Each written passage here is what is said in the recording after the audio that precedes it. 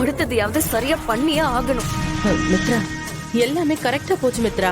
நீ மட்டும் கொஞ்சம் கேர்ஃபுல்லா இருந்திருந்தா சரியா முடிஞ்சிருக்கும். எங்க நான் ட்ரை பண்ண, ஆனா கடைசி நிமிஷத்துல இப்படி ஆயிடுச்சு. நாம எது பண்ணணும்னு நினைச்சாலும் கடைசியில ஏதாவது ஒரு விஷயத்துல கன்ஃபியூஸ் ஆகி நம்ம தோத்து போய்கிட்டே தான் இருக்கும். மித்ரா, இப்ப ஏன் தேவையில்லாம கண்டதெல்லாம் யோசிச்சு உன் மனச கஷ்டப்படுத்திக்கிற? அடுத்தது என்ன பண்ணலான்னு யோசி. என்ன ரெண்டு பேரும் ஏதோ சீரியஸா பேசிட்டு இருக்கிற மாதிரி இருக்கு. என்ன பார்த்ததும் அப்படியே அமைதி ஆயிட்டீங்க. அப்படிலாம் ஒண்ணும் இல்ல. சரி, இப்போ உனக்கு என்ன வேணும்? எதுக்கு இப்ப நாங்க என்ன பேசிட்டு இருக்கோன்னு எங்களை வேவ் பார்க்கணும்னே வந்திருக்க? இங்க பாரு மித்ரா, நீ என்னதான் ஃப்ராடுத்தனம் பண்ணாலும் கடவுள் முன்னாடி நீ போடுற திட்டம்லாம் எதுவுமே நடக்காது. அவகிட்ட இருந்து நீங்க தப்பிக்கவே முடியாது. ஹே, இப்ப என்ன தேவையில்லாம வந்து எங்க கிட்ட பிரச்சனை பண்ணணும்னு வந்திருக்கியா? உன் வேலையை மட்டும் பார்த்துட்டு நீ போ.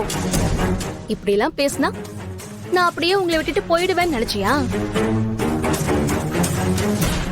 போன பரிகாரத்துல நீங்க என்ன பண்ணீங்கன்னு எனக்கு நல்லாவே தெரியும்.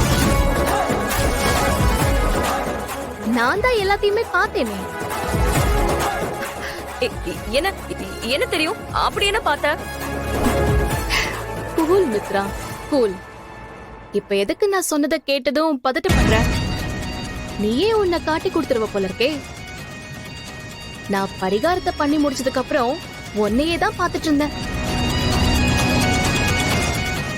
உன் அத்தை பொண்ணு நந்தினி ஒரு பாத்திரத்துல நெருப்பு துண்ட தண்ணியில நினைச்சு எடுத்துட்டு வந்ததையும் பார்த்தேன். அந்த பாத்திரத்தை உண்மையான நெருப்பு துண்டு இருக்கிற பாத்திரத்துக்கு பதிலா மாத்தி வச்சதையும் நான் பார்த்தேன்.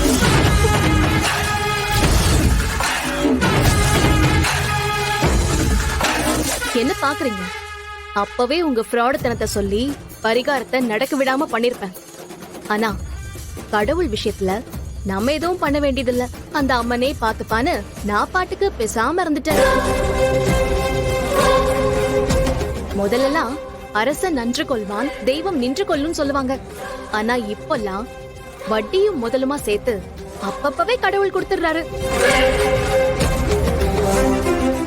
உன் விஷயத்திலயும் அதுதான் நடந்துச்சு. நீ எங்க எல்லாரையும் ஏமாத்தணும்னு நினைச்ச. அதான் அந்த கடவுள் அவரோட விளையாட்ட உன்கிட்ட விளையாடி காட்டிட்டாரு. அந்த அம்மன் சரியான பாடத்தை கத்து கொடுத்துட்டாளா?